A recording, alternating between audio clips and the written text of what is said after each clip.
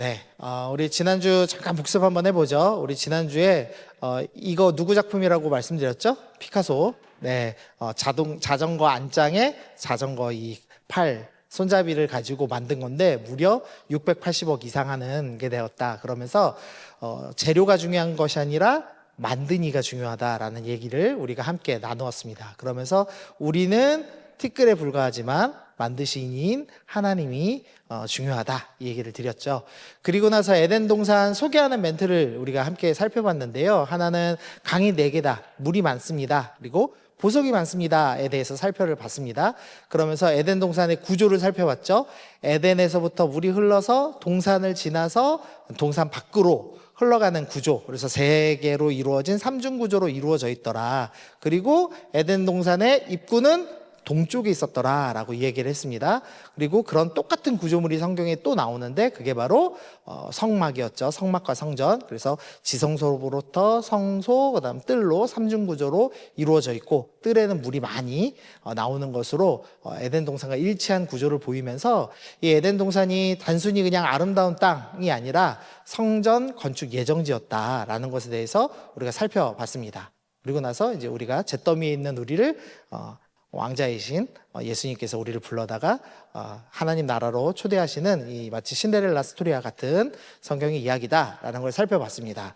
네, 여러분의 여러와 같은 성원에 힘입어서 조금만 더 어렵게 해도 되는 거예요. 나 회장님한테 물어봤는데 회장님이 너무 애들이 잘 듣는데, 진철이랑 둘만 잘 듣나? 제 정보원들이 좀 잘못됐으면 얘기해 주십시오. 임원들은 괜찮다고 했는데, 오늘은 그래도 그렇게까지 어렵진 않을 거예요. 자, 천국에 대한 오해를 좀 살펴보면요, 이 계시록 21장 18절에 보니까 이 천국, 이제 마지막 완성될 하나님 나라는 어떤 상태냐? 성벽이 벽옥으로 쌓였고, 그 성은 금으로 만들어졌고, 12문은 12진주고, 이런 식으로 이제 설명을 합니다. 그러니까 이제 어떻게 오해를 하냐면, 천국은 화려하고 아름다운 곳이야, 이제 이렇게 착각을 하곤 해요. 이 사람 누군지 아세요? 네, 트럼프 대통령입니다. 보통 대통령들이 백악관에 가서 살면, 백악관이 그래도 경호도 잘 돼 있고 꽤 좋은 데잖아요. 그래서 좋은데 유일하게 백악관 들어가는 걸 싫어하는 사람이 저 가족이래요. 저 가족이 실제 사는 저 방 모습인데 지금 화질이 안 좋아서 그렇지만 온통 금색입니다. 트럼프는 건물도 금색으로 짓고 집 안도 다 금색으로 짓는데요. 그래서 엄청 넓은 대골 같은 데 살다가 백악관에 들어가서 가족들이 슬퍼했다, 뭐 이런 농담 같은 얘기가 나올 정도로. 어쨌든 천국이 이 화려한 곳, 보석이 많은 곳이라고만 설명한다면 트럼프 대통령은 이미 천국에 가 있는 거라고 할 수도 있겠죠. 뉴질랜드 가가지고 복음을 전하면 그렇게 안 받는데요. 이유가 뭐냐면 천국은 너무 아름다운 곳입니다, 자연이 너무나 아름답고 뛰어나고 하면은 뉴질랜드 사람들이 여기도 충분히 좋은데요 이런데요. 네, 저는 뉴질랜드를 안 가봐서 모르겠지만 그러니까 천국을 어떤 아름다운 곳으로 설명하면 어렵겠다는 거죠. 그러면 실제 성경에서 천국에 대해서 어떻게 이야기하는가를 좀 살펴보려고 하는데요. 먼저 독특한 특징이 있습니다. 이 새 예루살렘은 그 성이 네모가 반듯하다라고 되어 있습니다. 이게 똑바로 젖었다 이런 의미가 아니고요. 이 길이와 너비가 같은 정사각형으로 이루어졌다라고 얘기하는 거죠. 길이와 너비가 같으면 정사각형이고 높이까지 같으면 뭐죠? 네, 이과들이 대답했네요. 네, 정육면체랍니다. 주사위 모양 생각하시면 딱 맞아요.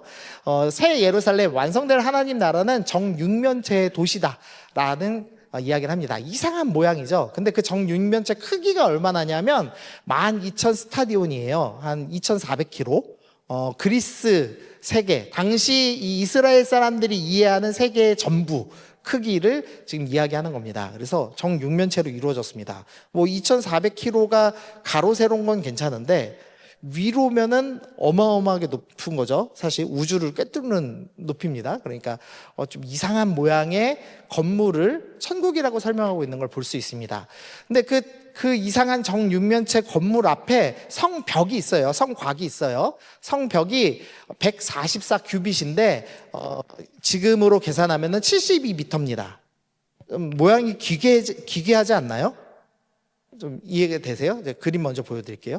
자, 이거는 AI한테 시켜서 좀 그려본 건데 사실 비율이 너무 말도 안 돼서 못 그린 거예요. 높이가 2,400km인데 그걸 보호하는 성벽은 72m예요. 그러니까 말도 안 되죠. 아무 이유도 없는 성벽이 있고 모양은 되게 희한한 그런 이제 곳을 천국이라고 우리가 지금 성경이 설명을 하고 있는 겁니다. 또 이제 독특한 숫자들이 나오죠. 천국에는 몇 명만 들어가요? 14만 4천만 들어가요. 그래서 여러분은 이미 기회가 없을 것 같아. 네. 혹시 신천지이신 분들 계세요? 여러분들은 못 들어갑니다. 14만 4천 명 이미 넘쳤을 거예요, 아마. 이게 이상한 숫자가 또 있어요. 그리고 이제 핵심 보석으로 치장됐다. 오늘 지난주에 우리가 에덴 동산에서 보석 많아요 배웠잖아요. 근데 그 보석이 성전 건축 재료입니다 라고만 하고 끝났죠. 지금 우리가 지금 계속 어떤 모티프로 살펴보고 있는데 처음에는 생명의 빛을 비추셨습니다. 근데 지옥은 어떤 곳이에요? 빛이 없는 곳이고 하나님의 나라는 빛이 하나님의 영광의 빛이 가득 비치는 곳입니다. 그래서 빛의 모티프를 가지고 성경 전체를 한번 설명했고 우리가 또 하나는 물에 대한 설명했어요. 에덴 동산에 물이 많습니다. 근데 하나님의 보좌로부터 생명수가 흘러서 천국까지 맞죠? 천국에서도 생명강이 풍성합니다 얘기하시고 제가 설명 안 했지만 예수님께서 뭐라고 하세요? 내 배에서 뭐가 나온다? 생수의 강이 흘러나온다 라는 말씀을 하셨는데 제가 다음에 적어 드릴게요. 그리고 오늘은 보석에 대한 얘기를 좀 해보려고 하는 거예요. 그래서 이런 독특한 모양이 있더라는 겁니다. 기괴한 모양이 있더라는 거죠. 근데 이게 진짜 모양이 아니고 어떤 의미가 있더라는 거죠. 자, 정사각형으로 정육면체가 이루어진 도시를 지금 천국이라고 설명을 했는데 성경에 또 그런 그 건축물이 나옵니다. 솔로몬 성전인데요. 그 내소 안은 길이가 20규빗, 너비가 20규빗, 높이가 20규빗. 이것도 무슨 도형이죠? 정육면체죠. 그래서 지금 성전에 보니까 이렇게 20, 20, 20규빗으로 되어 있습니다. 그런데 성막도 10규빗, 10규빗, 10규빗으로 되어 있어요. 무슨 소리냐면 성경에서 정육면체를 표현하는 것은 어디다? 지성소다. 하나님이 계시는 가장 거룩한 장소다라는 설명을 하고 있는 겁니다. 그러면 새 예루살렘이 정육면체라고 표현한 것은 진짜 정육면체라는 말을 하는 게 아니고 거기는 하나님이 임재해 계시는 곳입니다 라는 지금 설명을 쉽게 하려고 표현한 겁니다. 이 지성소에는 뭐가 있냐면요 증거궤가 있어요. 증거궤. 그 증거궤 위에 이 증거궤, 궤짝이죠. 궤짝 위에 지금 뭐가 새겨져 있죠? 네, 천사 두 분이라고 해야 될지 말이라고 해야 될지 헷갈리는 저 두 분이 계시고 저거 위에 이제 저 그룹, 저기 그룹은 천사를 의미하는 겁니다. 천사 사이에 계신 이스라엘 하나님이라는 표현을 자주 쓰는데 저 천사, 조각된 천사 위에 하나님께서 앉아 계신다라고 이스라엘 사람들이 생각했습니다. 그러니까 지성소 안에 증거궤, 하나님의 보좌가 있고 의자가 있고 그 위에 앉아 계십니다라는 표현을 하면서 정사각형, 정육면체 안에는 하나님이 계셔. 이거를 이제 계속 설명을 하고 있는 거죠. 그래서 하나님의 임재의 장소가 지성소였고 그 지성소가 커진 것, 그게 어디예요? 새 예루살렘 천국이다. 그래서 천국은 하나님께서 임재하시는 곳입니다. 이런 이제 설명을 하는 거죠. 자, 그리고 나서 이제 좀 그림을 좀 살펴보면 이쪽 방향이네.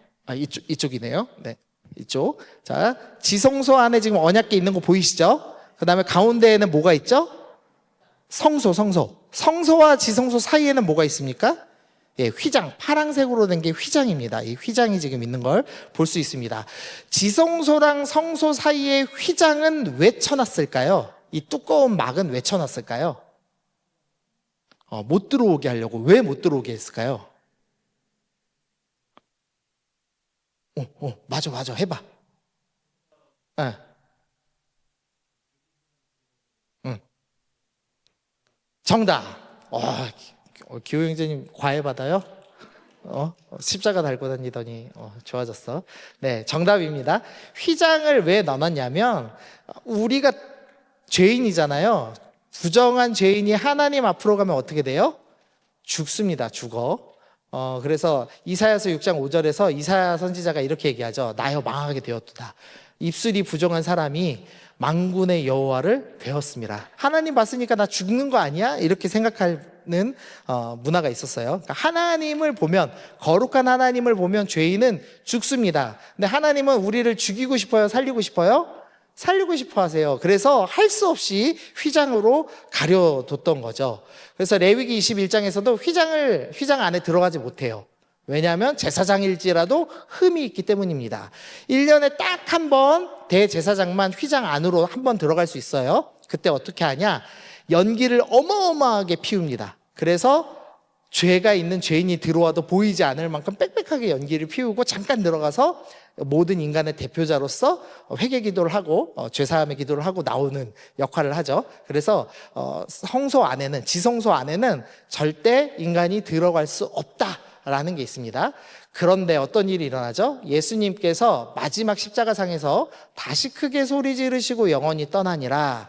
예수님이 십자가에 달려 죽으심으로 우리의 죄의 문제가 해결되는 순간 제일 처음 일어난 사건이 뭐냐? 성소 휘장이 위로부터 아래까지 찢어졌습니다.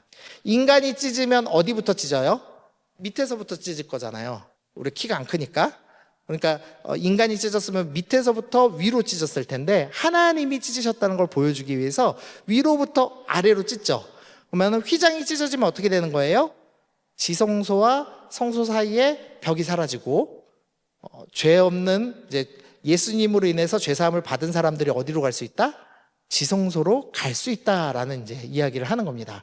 그래서 성경은 계속 죄인들이 쫓겨났지만 나는 죄인들을 다시 부를 거야. 나는 너희와 함께 할 거야. 라는 스토리가 반복돼서 이루어지는 것을 볼 수가 있죠. 그래서 히브리서 4장 14절 우리에게 큰 대사장이 계시니 승천하시니 곧 하나님의 아들 예수라. 예수님으로 인해서 우리는 어디로 갑니까? 은혜의 보좌 앞에 담대히 나아갈 것이니라. 아까 예수님 앉으신 의자, 보좌가 뭐라고 그랬죠? 증거궤. 아까 천사 두 마리 있는 거.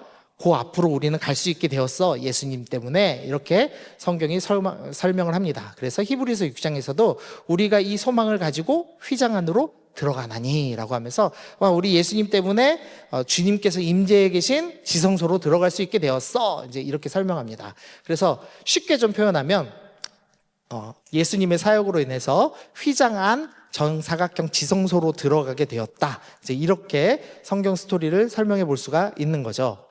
자, 그런데 이제 드디어 보석 얘기를 할게요. 성경에 정사각형이 하나 더 나옵니다. 그게 뭐냐면 이 대제사장 가슴에 있는 페다에서 흉패라고 부릅니다. 대제사장의 흉패에는 지금 뭐가 그려져 있습니까?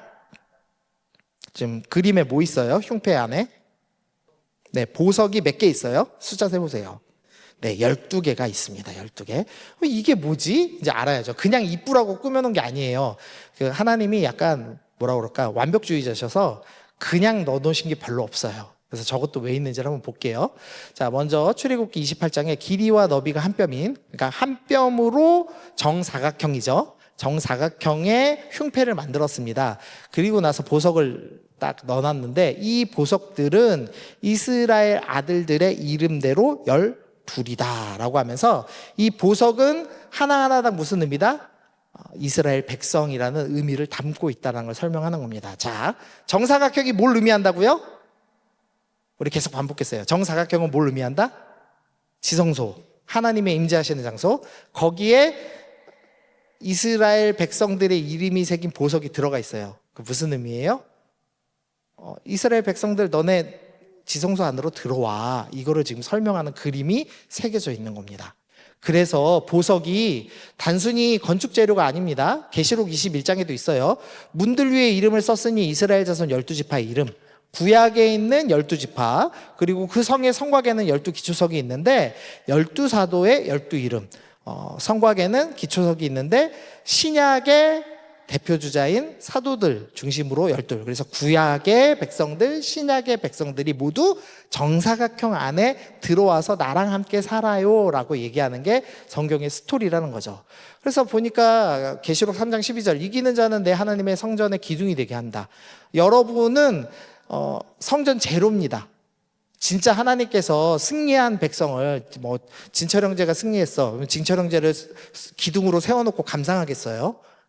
그러면 천국에서 벌 받는 거잖아요. 잘생겼어도 세우기 힘든데, 맞죠? 고마워요, 형제님. 네, 늘. 그러니까 저기서는 진짜 기둥을 삼는다는 게 아니고 너네가 성전의 재료야. 너희가 바로 보석이야 라는 얘기를 하고 계시죠. 고린도 후서에서도 우리는 살아계신 하나님의 성전입니다 라고 하면서 보석이 상징하는 것의 의미는 바로 여러분이다 라고 지금 설명을 하는 겁니다. 자, 그리고 나서 이제 좀 독특한 숫자를 좀 살펴보면은요.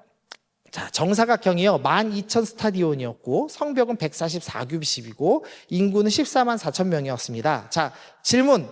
자, 문과만 답해 보십시오. 문과만. 문과 있어요? 문과 4명? 자, 여기서 가장 많이 나온 숫자는 문과가 하니까. 문과들한테 질문하면 0이요 그러거든요. 0이 지금 6개 있거든요. 하지만 이과들이 볼 때는 이게 12로 보입니다. 왜냐하면 정사각형은 12,000 스타디온 곱하기 12,000 스타디온 곱하기 12,000 스타디온 정년면체가 무려 12가 3번 나오죠. 그다음 성벽도 12 곱하기 12 144고요. 인구는 12 곱하기 12 곱하기 1000입니다. 이스라엘 문화에서 1000은 많다. 짱 많아요 이런 표현이에요. 12는 뭘 의미했죠?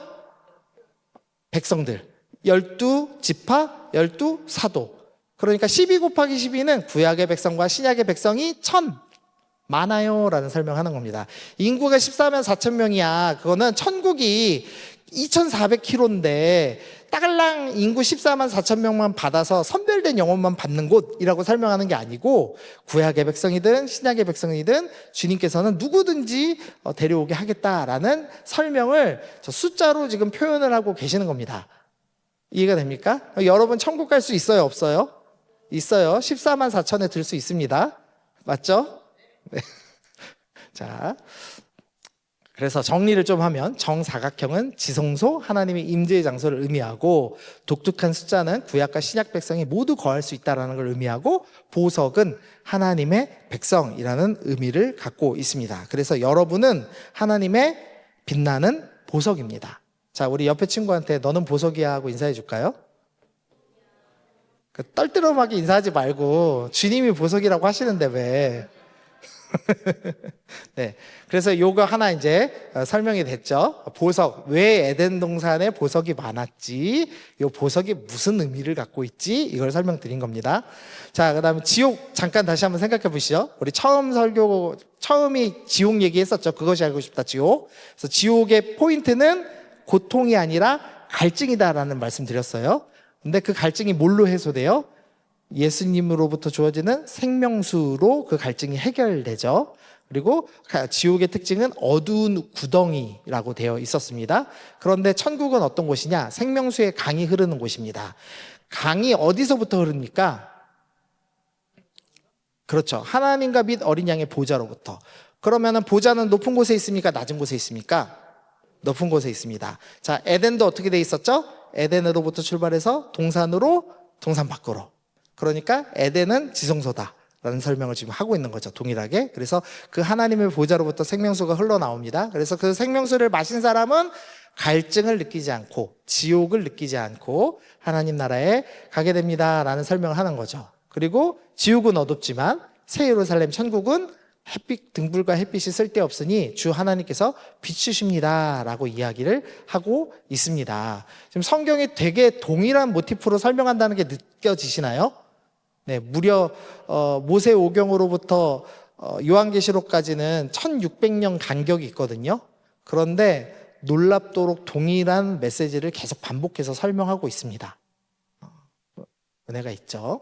그래서 계속 설명하는 게 천국은 내가 임재하는 곳, 나는 너희를 부를 거야 라고 지금 설명하는 겁니다. 네, 이걸 이렇게 빨리 이해할 줄 몰랐어요. 여러분 다 이해한 것 같아요. 오늘 표정을 보니까. 네, 설교 빨리 끝나도 이해해 줄 거죠? 네, 여러분이 똑똑해서 그런 거니까. 자, 그러면 이제 에덴 동산에서 아담의 사명만 좀 살펴봅시다. 아담에게 지금 두 가지 사명이 나와요. 첫 번째로는 우리가 이미 살펴봤지만 다스리라라는 명령이었습니다. 하나님의 형상이라는 의미는 신의 대리자라는 의미를 갖고 있다고 말씀드렸죠. 그래서 아담은 하나님의 대리 통치자로서 다스려야 하는 사명을 갖고 있었다라는 걸 살펴봤습니다. 그리고 오늘 두 번째 사명이 나오는데 그게 바로 오늘 읽었던 2장 15절 말씀입니다. 여기에 보면은 여호와 하나님이 그 사람을 이끌어 에덴 동산에 두어 그것을 경작하며 지키게 하셨다라는 표현이 있어요. 근데 이 경작하다, 지키다라는 이 두 개의 표현 때문에 사람들이 이제 헷갈려 합니다. 경작한다는 것은 농부니까 아담의 직업은 농부가 아닌가? 이제 이렇게 오해하곤 합니다. 그런데 민수기 3장에 보면 좀 해답이 있어요. 민수기 3장 보니까요. 민수기 3장 스토리는 제사장들이 성소에서 지성소, 성소, 뜰이 있었잖아요. 그 중간에 있는 성소에서 하는 일을 적어놨습니다. 근데 그때 빨간 글씨 보면 시무하되라고 돼 있죠. 회막에서 시무하되라고 돼 있는데 이 표현과 창세기 2장의 경작하다라는 원어가 동일합니다. 또 민수기 3장에서 파란색 글씨 지키다라는 원어가 역시 창세기 2장의 원어 지키다와 동일한 표현을 하고 있습니다. 그래서 무슨 의미냐면 아담이 농부예요라는 설명을 하는 게 아니라는 겁니다. 아담은 제사장으로 에덴 동산을 관리하는 역할을 감당하고 있습니다라는 설명을 하고 있다는 겁니다. 그래서 아담은 제사장입니다. 제사장. 자, 그래서 이 지금 아담이 저 가운데 있는 동산을 관리하는 제사장이고 진짜 이후에 나오는 모세오경의 제사장들은 가운데 있는 성소를 관리하는 제사장들이죠. 그러면 하나님께서 지금 동일하게 제사장으로 부르셨다면 아담이 하는 일, 아담이 해야 될 일, 성소에서 해야 될 일 다 동일할 거예요. 맞죠? 자, 이렇게 일단 좀 정리를 잠깐 해볼게요. 아담의 사명, 왕. 하나님의 다스림을 실현하고 생명으로 채우는 일, 이거 지난번 살펴봤으니까 넘어가고, 오늘 제사장은 뭘 합니까? 동산의 질서를 부여합니다. 동산에 성전을 건축해야 돼요. 왜냐하면 보석이라는 성전 건축 재료가 있었죠. 그리고 지켜야 합니다. 그래서 동산의 악한 것으로부터 동산을 지켜야 될 의무도 있었습니다. 그러니까 원래 하나님이 의도하신 대로 성경의 스토리가 진행됐다면 뱀이 딱 나타났어요. 그럼 아담이 어떻게 해야 돼요? 아담은 동산을 지켜야 되잖아요. 그러니까 뱀을 잡아다가 뱀탕을 해먹고 끝났어야지, 맞죠? 그럼 우리는 다 에덴 동산에서 태어났겠죠. 그러나 이제 실패했죠. 그래서 성경에 어떤 스토리를 흘러가냐? 그래서 하나님께서 창조하시고 사명을 부여하시고 원래대로라면 에덴 건축했어야 되는데 에덴 건축이 안 되고 성전 건축이 안 되고 타락하죠. 그랬는데 하나님이 포기하지 아니하시고 다시 창조하시죠. 그러니까 죽어 있는 우리를 구원해내시고 다시 사명을 부여하셔서 다시 성전을 건축하게 하십니다. 그래서 여러분이 구원받은 다음에 사명을 부여받아요. 여러분이 어떤 사명을 부여받았습니까? 혹시 성경에서 여러분이 부여받은 사명 뭔지 아세요? CCC는 제사 삼아라밖에 맞긴 맞아요. 네, 네. CCC 귀신이 있어요. 여기 이해해 주세요. 네. 네. 근데 맞아요. 그러니까 우리가 구원받고 사명받고 성전이 되어 가는 것. 그리고 구원, 이제 진정한 하나님 나라의 완성에 들어가는 것. 그래서 구조가 동일하게 이루어진 걸 볼 수 있습니다.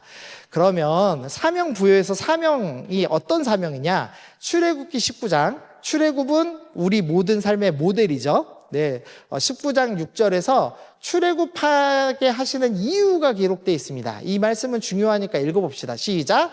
너희가 내게 대하여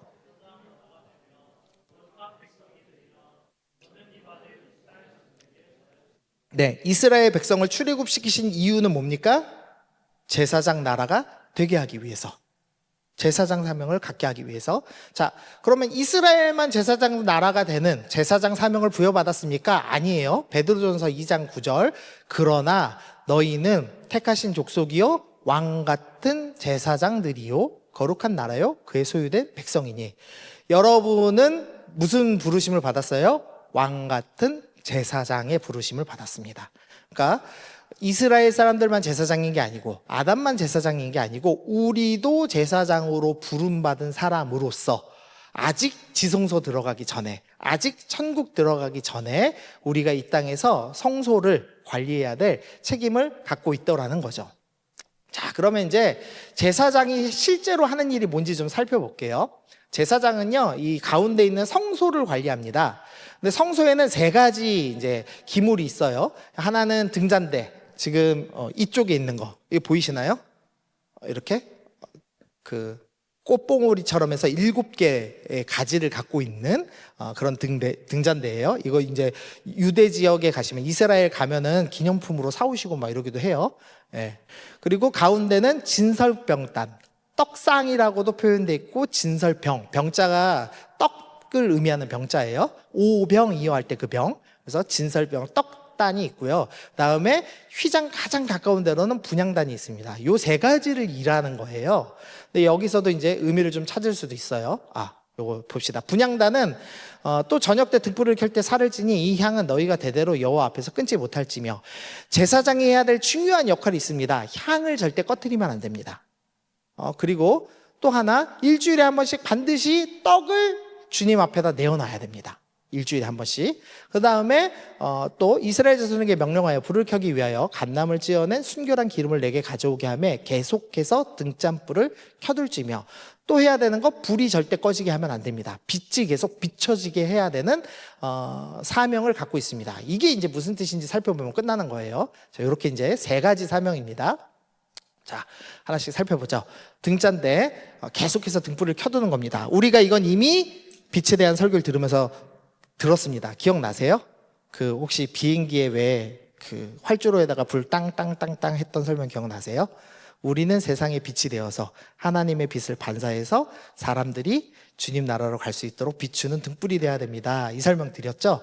제사장이 해야 될 첫 번째 사명이 저겁니다. 빛 비추는 겁니다.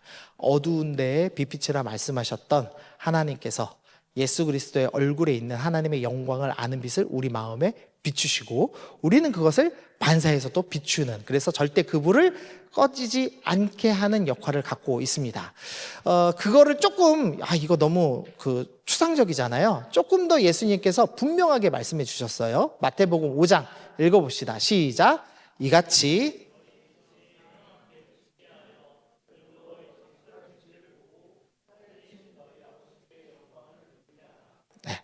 뭘로요? 착한 행실. 단순히 선행하라는 의미는 아닙니다. 내가 하나님의 영광의 빛을 비추기 위해서 그 빛이 더 잘 드러나도록 나의 삶의 착한 행실로 주님의 영광의 빛을 드러내야 된다. 그것이 제사장이 갖고 있는 첫 번째 사명입니다 라는 이야기를 하는 겁니다. 여러분은 어떻게 세상 가운데 빛으로 살아가고 계신가요? 아니면 더 어둠이 짙게 만드시는 분이신가요? 네. 가끔씩 그 예배당 한 귀퉁이를 어둠으로 물들이는 악한 청년들이 있거든요. 네, 여기는 없죠? 네, 여기는 전부 빛으로 비추고 계시죠? 네, 우리는 빛을 비추는, 나의 행실로 빛을 비추는 사명을 갖고 있습니다. 간혹 기독교인들 중에 지적으로만 믿는 사람들이 있어요. 머리로만 믿는 사람들. 우리는 머리로만 믿는 사람 아닙니다. 그리고 어떤 사람들은 가슴만 믿어요. 오늘 뜨거운 걸 느끼고 은혜를 받아야지 예수님 믿었다고 생각합니다.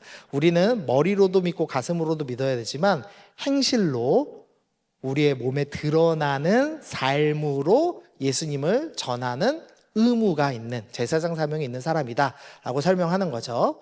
네, 그래서 어둠 속에서 생명의 빛을 받은 성도는 세상의 등불이 되어 영광의 빛이 가득한 하나님 나라로 향한다. 이렇게 좀 정리해 봤고요. 두 번째, 이것도 쉽죠. 진설병단. 예수님이 이미 말씀하셨어요. 나는 생명의 떡이다 라고 말씀하면서, 이 떡이 가진 의미는 뭐냐? 하나님의 생명의 말씀, 예수님을 전하는 것, 이것이라고 말씀하셨습니다. 마태복음 4장 4절, 하나님의 입으로부터 나오는 모든 말씀으로 살 것이요 라고 하면서, 이 떡은 말씀이다 라는 표현은 반복해서 성경이 설명해요. 그럼 제사장들이 매번 떡이 끊이지 않게 일주일에 한 번씩 떡을 내놓는다는 것은 하나님 말씀이 끊이지 않게 해라 라는 의미가 있는 거죠. 근데 여러분의 삶에는 말씀이 계속되고 있습니까? 여러분의 삶에 말씀이 계속되고 있으세요? 단 한 명도 아멘을 못하는 이 슬픈 현실입니까? 아니면 나처럼 부끄러워서 그런 겁니까? 네, 아멘이죠. 저 마태복음 28장, 우리가 좋아하는 대위임령, 우리 CCC님 대위임령 우리 20절 읽어주십시오. 시작.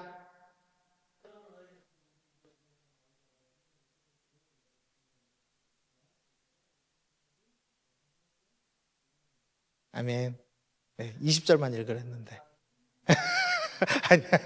자, 내가 너희에게 분부한 모든 것을 가르치고 지킨다. 말씀을 하나님 앞에 계속 떡을 만든다라는 의미는 이게 주님의 말씀대로 내 삶을 살아가고 거기서 그치지 않고 제자 삼는 것까지를 하는 것이 여러분이 떡을 만드는 제사장의 사명을 지켜내고 있는 것이라고 할 수가 있겠죠. 그래서 여러분이 지금 혹시나 내가 먹을 떡도 못 하시는 분들이 있으면 오늘부터 떡을 만들어서 좀 드십시오. 네, 그러라고 성경 읽기를 만들었다고 제가 여러 차례 말씀드렸지만 아직도 0%인 간악한 우리 목장이 있습니다. 곧 불과 같이 목사가 임해서 간식 사주고 강제로 읽게 할 거예요. 네, 읽읍시다. 아멘. 원이 읽을 거지? 아, 그렇죠. 예, 우리 뽀롱 언니 읽어야죠. 네, 다음 분향단. 사실 분향단은 그냥 보면 되게 어려워요. 향을 왜 이거 피워놓으라는 거야? 일단 첫 번째 이유가 있습니다. 레위기 16장에 보니까 여호와 앞에서 분향하여 향연으로 증거계 위 속죄소를 가리게 할지니. 아까 향이 가득 피우는 이유, 그것은 뭐냐? 가리는 역할입니다. 주님께서 처음 주님께서 모습으로 등장하신 때가 나와요.